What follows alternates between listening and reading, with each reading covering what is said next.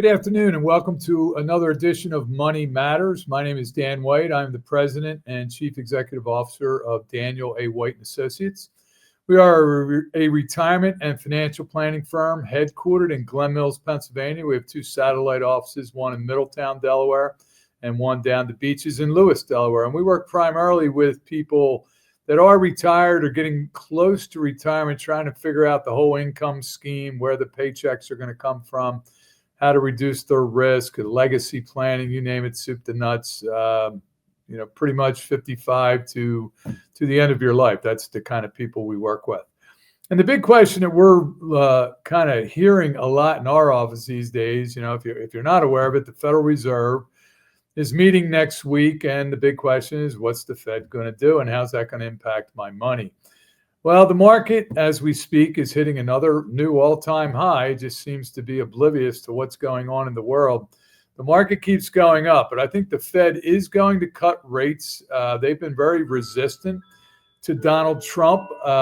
Jerome Powell is very keen on maintaining the Fed's independence, that we don't take orders from the executive branch. And so far, he's stood his ground, and they're between a rock and a hard place because, the job numbers are coming in and, and not to soften it, they're terrible. I mean, they just eliminated like 900,000 jobs they said we had created earlier this year. And they said, oh, that was a misprint. And we didn't really create 900,000. And so unemployment's going up, and the Fed has a dual mandate to maintain full employment and to make sure we don't have hyperinflation. Well, that's the other thing, inflation. So the job market's going down, which would say the Fed needs to create liquidity, let's lower rates. And I think that's really what they're going to do next week. They're going to do about a quarter-point rate cut. But inflation, on the other hand, says, hey, if inflation's going up, you either stay the course or you raise rates, as they did back in 2022 to stave off inflation. So, on the one hand, they're going to lower rates to so we don't go into a recession. And if they do that, they might say the heck with it, inflation is going to get higher. We can't help it. On the other hand, if they stayed the course, the economy could slip into recession. So that's kind of where the Fed is at. And I think we are seeing a lot of signs that a recession is kind of on the way. Delinquencies, both credit card, they started the student loan repayment program again, and they're already over double-digit delinquencies on that. You see more and more people even putting groceries on credit cards. I mean, so there's a big disconnect, as there often is, between Main Street and Wall Street. The market keeps going up. Everybody feels good about that. But at the same time, the economy is starting to really cool off. And that's why I think the Fed is going to cut probably by a quarter point next week. Now, does that mean they're going to cut 2 or 3 more times before the end of the year? I don't know. There's an outside chance they could do a 50 basis point rate cut, but I think it's probably closer. It's going to be 25, and we'll see where they go from there. So that's kind of the economic update as we speak. And we do have a question from one of our viewers this afternoon. Ann Conwell of Wynwood said, I have heard of in the financial world terms robo-advice, generic advice, and personalized advice. Can you explain the difference? Well, robo-advice is kind of what the Vanguards and the Charles Schwabs came out with. You don't really have an advisor. You kind of fill out a questionnaire and they let the algorithms kind of dictate your portfolio. So there's no fees involved in that. So if somebody's kind of a do-it-yourselfer and just looking for some outside help, maybe a robo-advisor might be for you. Generic advice is kind of what we hear from, Susie Orman, Dave Ramsey. They're not really looking at your personal situation. They're just in general, these are things that you ought to follow.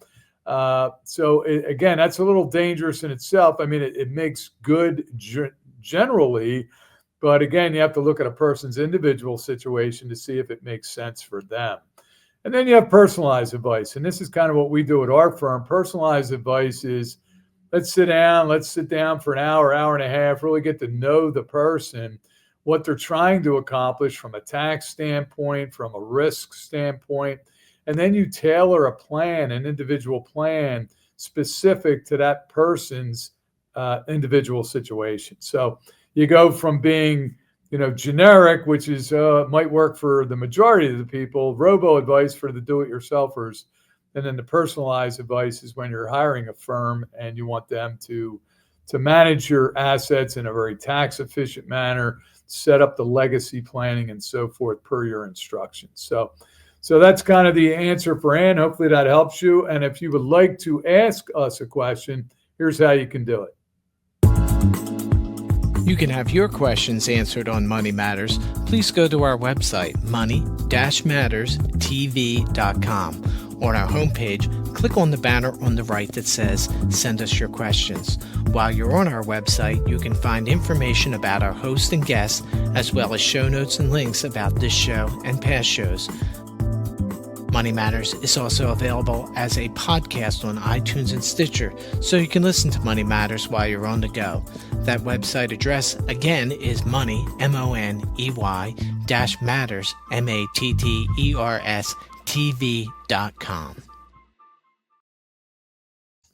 All right, welcome back. And I'm really excited about our show today because I'm pleased to introduce my guest, Evan Stewart, Esquire. He's a lawyer, a law professor, an author, an historian, really knows a lot about the law, and I'm excited to have him on the show. Welcome to the show, Evan. Nice to be with you, Dan. Thank you. Thank you. And before we get into some of the questions that we wanted to get into today, why don't you tell us a little bit about your background and how you did all? You mentioned to me before the show you're working on your 5th book, and so tell us a little bit about your background. So I started practicing law in 1977, so I've been doing that for a very long time. I started teaching at various law schools in 1996, so I've been doing that for a long time. I've taught at 2 different law schools and also for my alma mater, Cornell, since that time. As you say, I'm in the process of writing my 5th book. My 4th book is about to come out. My 2nd book is really the genesis of why we're here today. It's the worst Supreme Court decisions ever. So over the course of my legal career, I've delved into a lot of different areas, and that's led me to write about a whole slew of issues, both sort of just for lawyers, and then this book, the worst Supreme Court decisions ever, is really tailored to explain the history of the court over the 200 plus years of our country, and how it's made some really horrible mistakes, and what the consequences of those mistakes are. So it's an attempt to be a lively book to explain our history for non-lawyers. That's kind of interesting. So, we are going to discuss, as you said, the worst Supreme Court decisions ever. And it's kind of interesting, when you look at our whole legislative system, the executive branch, the legislative branch, and then the courts, they're all supposed to be independent. I think those lines get blurred a little bit, today, that one tries to exert influence on the other and so forth. So hopefully they can remain independent, because that's, I think, what works the best, kind of that check and balance type system. But in your opinion, one of the questions we have here is the Dred Scott Supreme Court decision. You call that the worst Supreme Court decision ever. Why don't you elaborate on that a little bit? So that's a decision by the court in the beginning of 1857 that ruled that an African American was not, because he'd been transferred at various points into free territories, was not free and could never be free. And the court could have stopped on a technical issue, what lawyers would call a jurisdictional issue. But the court, led by then the Chief Justice, a fellow named Roger Taney from Maryland, decided to go further, thinking that this was going to solve the controversy about slavery, and it had the opposite effect. So it's really the worst Supreme Court decisions for 3 reasons. First, it ruled literally that African Americans were not and could never be American citizens. the language that Tawney uses in reaching this conclusion is shocking, frankly. And it's one of the reasons that it's really not taught in law schools or taught to undergraduates, because it's very difficult to read this language and not just believe that how is this written in America? So that's one very bad part of the decision. Another result of this decision was its political impact. It led literally to the instigation of the Civil War. So here you have a Supreme Court decision that leads to 700,000 Americans dying, let alone all the people who were injured and had their lives inalterably affected. That's 2% of the adult population of America. That's unthinkable in today's terms. And the third reason it's such a terrible decision is that Tawney, in coming to these awful conclusions, made up an illegal doctrine called substantive due process, which is finding rights in the Constitution that don't actually exist. And this has led this doctrine, again, it sounds nice, substantive due process. It's led to some of the, not just in this case, the Dred Scott case, but throughout our history, to some of the worst Supreme Court decisions ever. Because again, the Supreme Court's not supposed to be making up things that don't exist in the Constitution, but the court has done that on more than one occasion. It's frequently done that. And it's led to tremendous controversy, because that's not what you mentioned, checks and balances and equal branches. That's not the Supreme Court's business. And that's the legislature's business, the Congress's business. And once the Supreme Court goes over that line and takes the power away from elected officials, that's a very dangerous thing for our democracy. Yeah, it's interesting you say that, because I'm thinking about that, and I know the Civil War was after that. I'm thinking, well, that probably led indirectly or directly right into the Civil War. And I'm just curious, not being the historian that you are, but they always published what was the vote on it? There were two dissents, and they pointed out that historically, the Chief Justice was simply wrong, that in fact there were African Americans who were in fact citizens at the time the country was started, and in fact voted for the Constitution. So historically, his whole premise that blacks were not and could never be American citizens was simply wrong. But it got 2 votes. Yeah. It's interesting. My wife and I are kind of going through this, talking about what's happening today with the deportations and all. And she says, all right, well, if you came into the country legally, okay, that's not right. But what if they had children here? Right. So if you had children here, now that the child was born in the United States, now you're going to deport the parents and you're what do you do with the kids? Well, this is one of the things I've actually written about this. This is the so-called birthright citizenship issue that President Trump is on his agenda.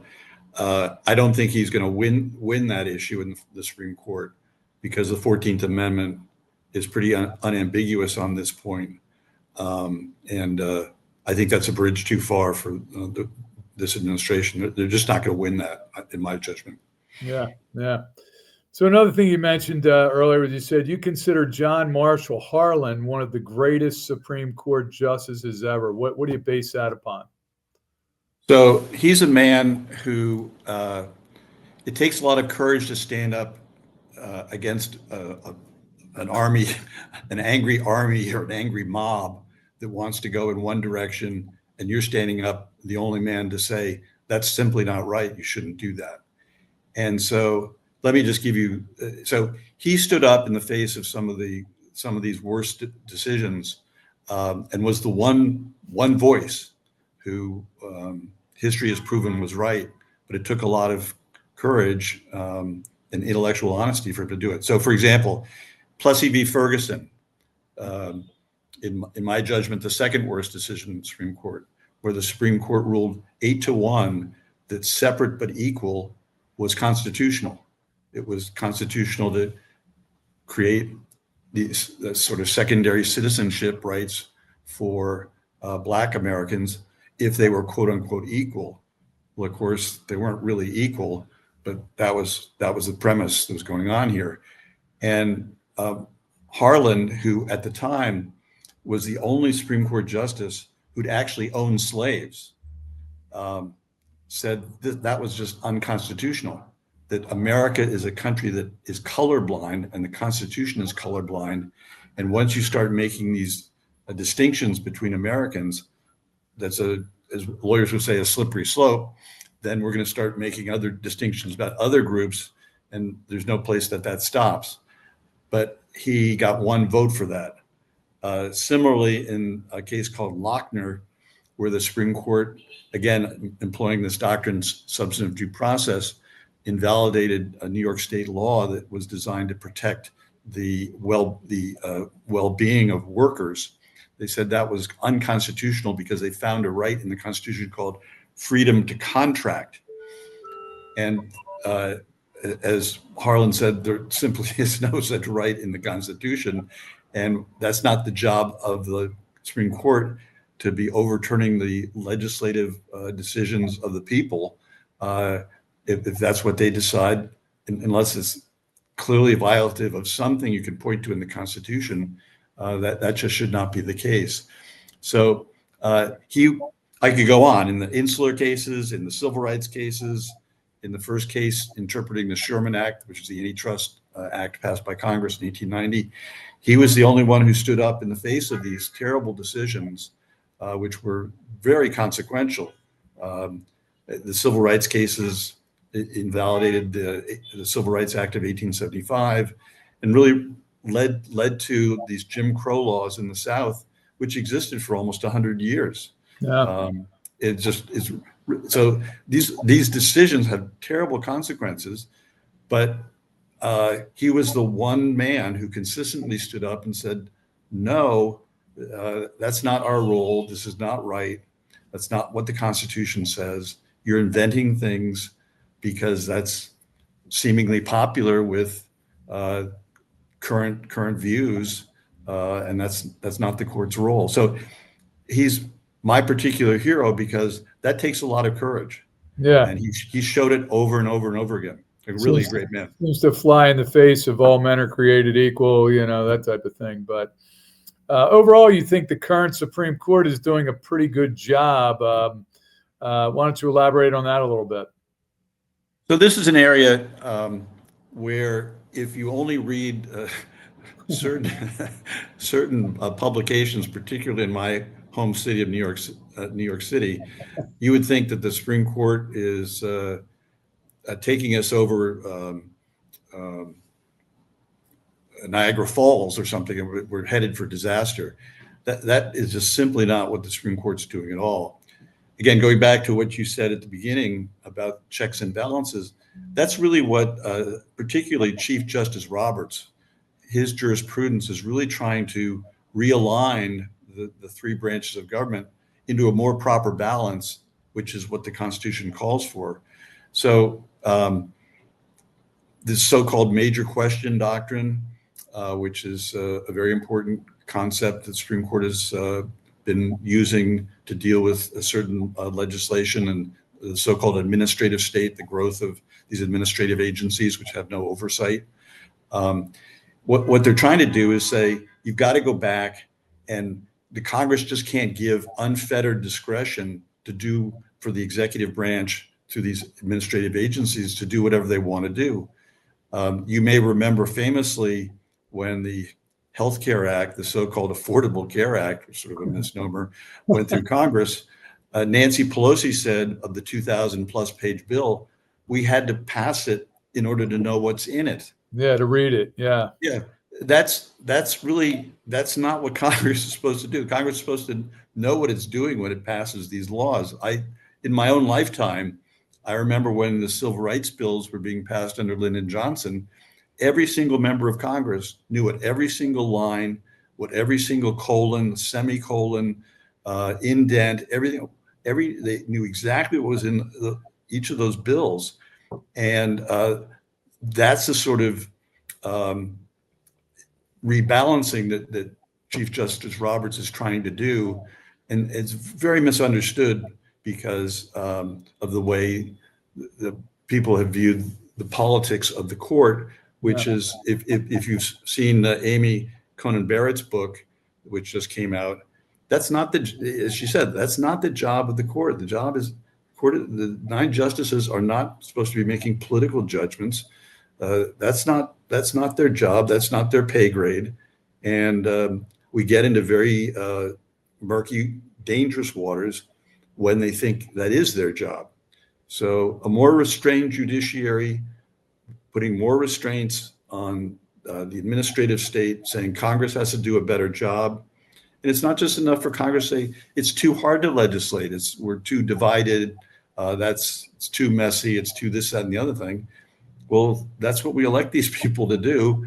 Right. And it's just not their job to say, we'll give it to some unnamed bureaucrat, unelected bureaucrat in the Environmental Protection Agency or OSHA or some other government agency to make these decisions for us. And that's what Roberts is trying to do. Yeah. So you also mentioned you think substantive due process is a very dangerous legal concept. Well, why do you think that?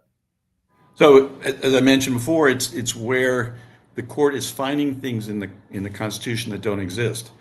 So, for example, in the Dred Scott decision, Chief Justice Taney found that there's a right in the Fifth Amendment, which could not be taken away, to take your property anywhere you wanted to in the United States.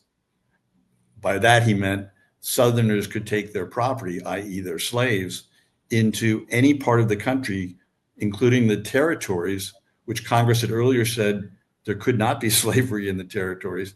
He said you can't deny them the right to take their slaves into the territories and do what they want. That's very dangerous. Saying that Congress can't pass laws to protect the well-being of Americans because of a right to contract. That's the so-called basis that if I want to work 120 hours a week, the state can't prevent me from doing that, even if it's bad for me. If the state makes a judgment that people should only work 60 hours a week or 70 hours a week, and things of that sort. More recently, this came to a head when a law was struck down by the Supreme Court that said it was in Connecticut, it was illegal to provide contraceptives to married people. And the Supreme Court in 1965 said, well, no, that's unconstitutional because there's a constitutional right to privacy.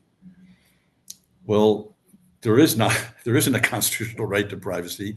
You can search the document up and down, sideways and backwards, and it's just not there.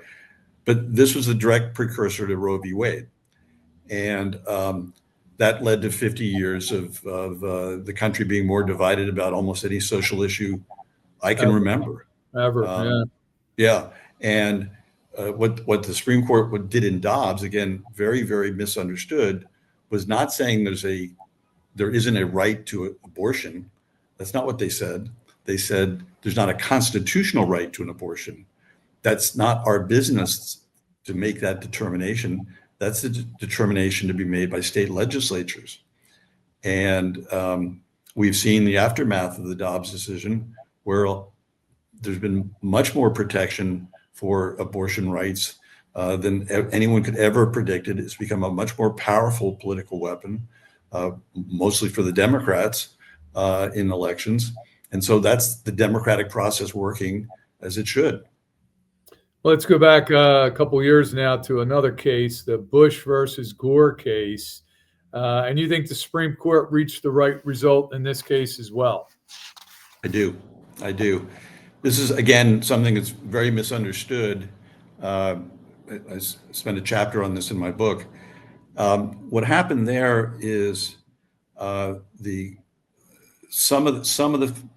there's a slew. I think that my memory is there's at least 7 decisions by the various courts in Florida before it ultimately was resolved by the Supreme Court.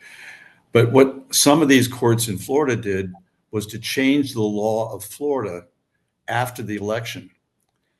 And that's simply something that doesn't happen or shouldn't happen in America anyway. That happens in maybe some banana republics. But you don't change the election laws after everyone's voted to see how it's going to work out. That's not, if you want to change the laws prospectively for a future election, that's okay. But you don't go back and say, oh, people voted one way, but we're going to change the law for accommodate some result that we think is more equitable or fair. You can't unring the bell. Yeah. And anyway, this went up to the Supreme Court twice.